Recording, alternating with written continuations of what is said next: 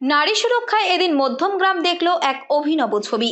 দুই চাকায় সওয়ারি খোদ বারাসাত ডিস্ট্রিক্ট পুলিশের দাবাং মহিলা পুলিশ সুপার প্রতীক্ষা ঝাড়খাড়িয়া, সঙ্গে জেলা পুলিশের উচ্চপদস্থ আধিকারিকেরাও এদিন সন্ধ্যায় টহল দিলেন মধ্যমগ্রামের এ প্রান্ত থেকে সে প্রান্ত।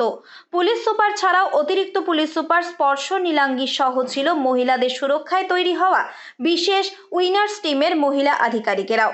এদিন সন্ধে থেকেই মধ্যমগ্রামের রাস্তায় নেমেছিল জেলা পুলিশের বিশেষ বাহিনী। উনি বললেন যে এখানে দেখবেন উনি যাতে ফাঁকা যে জায়গাগুলো আছে সে জায়গায় যাতে ক্যামেরা লাগানো হয় সেটার ব্যবস্থা করানোর করবেন। আর যদি কখনো কোনো অসুবিধা মনে হয় যে ভয় লাগছে বা কোনো কিছু সাসপেক্টেড কিছু কাউকে লাগছে তখন ওই হেল্পলাইন নাম্বারে কল করতে, তাহলে ওনারা কিছু সময় এই এলআইসির মুখ থেকে আমাদের 9 নম্বর গেটের ওদিকটা যাওয়ার যে রাস্তাটা ওই জায়গাগুলো কিছু কিছু সময় লাইট অফ থাকে, অন্ধকার থাকে, আর ওই গলিটা ভীষণভাবে ফাঁকা থাকে। এখন সন্ধ্যের দিকে হয়তো কিছু লোক থাকে, একটু রাতের দিকে যখন মেয়েকে পড়িয়ে নিয়ে ফিরি 9টা বেজে যায় তখন তো আরও ফাঁকা থাকে। রাস্তায় বেরিয়ে পুলিশ সুপার ভরসা জোগানোর চেষ্টা করলেন এই অভিনব উদ্যোগের মধ্যে দিয়ে।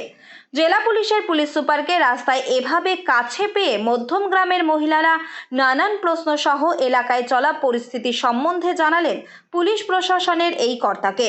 মধ্যমগ্রামের রাজপথ থেকে অলিতে গলিতে এভাবেই ঘুরলেন প্রতীক্ষা ঝাড়খাড়িয়া সহ জেলা পুলিশের দল।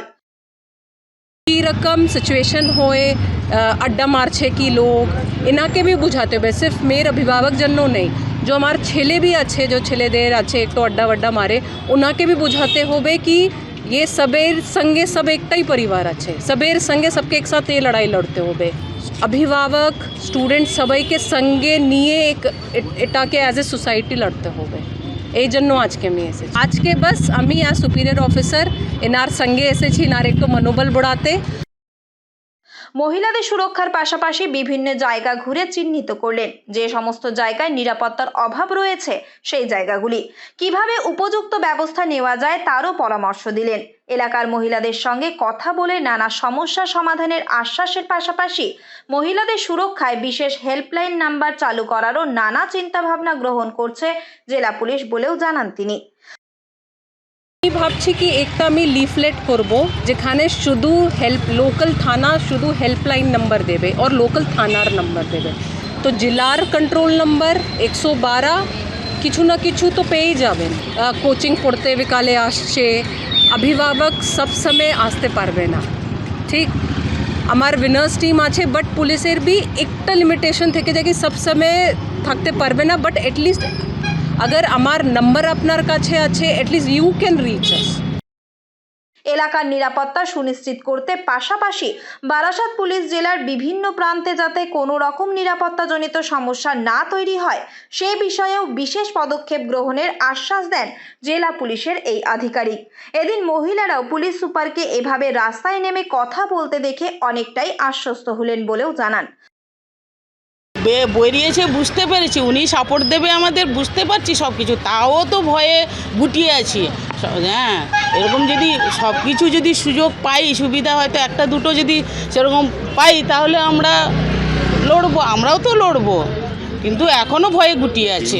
এই যে কোনো সংস্থা হচ্ছে, এই যে ম্যাম এসছে, এগুলো তো এই অ্যাওয়ারনেসগুলোই দরকার, কারণ এই জিনিসগুলো তো বেড়েই যাচ্ছে, হয়েই যাচ্ছে, এ তো আর কমছে না। বছর বছর ধনঞ্জয় জন্মাচ্ছে, বছর বছর এরকম হচ্ছে, তা এইটা তো বন্ধ হওয়া উচিত। আমরা চাই এটা শাস্তি হোক। আগামী দিনে এহেন পুলিশি টহল বারাসাত পুলিশ ডিস্ট্রিক্টের অন্যান্য থানা এলাকাতেও হতে পারে বলেও জানা গিয়েছে। এর মধ্যে দিয়ে একদিকে যেমন সাধারণ মানুষের মনোবল বাড়ল, পাশাপাশি পুলিশ প্রশাসনকে যে সমস্ত সময়ে কাঠগড়ায় দাঁড় করানো হয় সেই পরিস্থিতি থেকে জেলা পুলিশের দায়িত্বে থাকা সর্বময় কর্তা রাস্তায় নেমে অন্যান্য পুলিশ আধিকারিক ও কর্মীদেরও মনোবল বৃদ্ধি করলেন বলেই মনে করছে সমাজ সচেতন মানুষজন। উত্তর 24 পরগনা থেকে রুদ্রনারায়ণ রায়, লোকাল 18 বাংলা।